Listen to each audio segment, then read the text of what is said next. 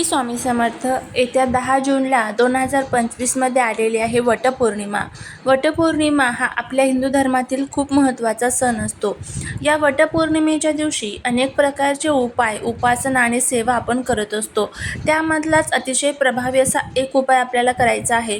आपल्याला गायीला ही एक वस्तू खाऊ घालायची आहे. यामुळे काय होईल तर आपल्या जीवनातील जे काही शत्रू, दारिद्र्य, पितृदोष, वास्तुदोष, नकारात्मकता आहे तर ते सर्व दूर होतील आणि आपल्या मनातील सर्व इच्छा ज्या आहेत तर त्या पूर्ण होतील.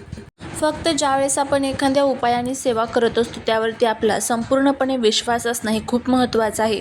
गायीला आपण हिंदू धर्मामध्ये खूप अनन्यसाधारण महत्त्व दिलेलं आहे. 33 कोटी देवी देवता हे गायीमध्ये निवास करत असतात.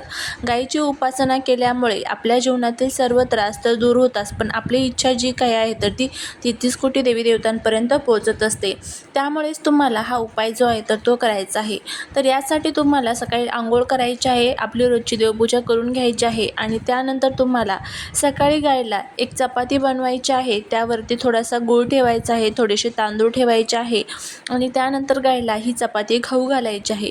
हा नैवेद्य खाऊ घालत असताना तुमच्या मनातील जी काही इच्छा असेल ती इच्छा तुम्ही तिथे व्यक्त करू शकतात आणि तिथे नंतर गायीचे नमस्कार करून तुम्हाला घरी यायचं आहे. नैवेद्य खाऊ घातल्यानंतर गायीला थोडंसं पाणी देखील आपल्याला पाजायचं आहे.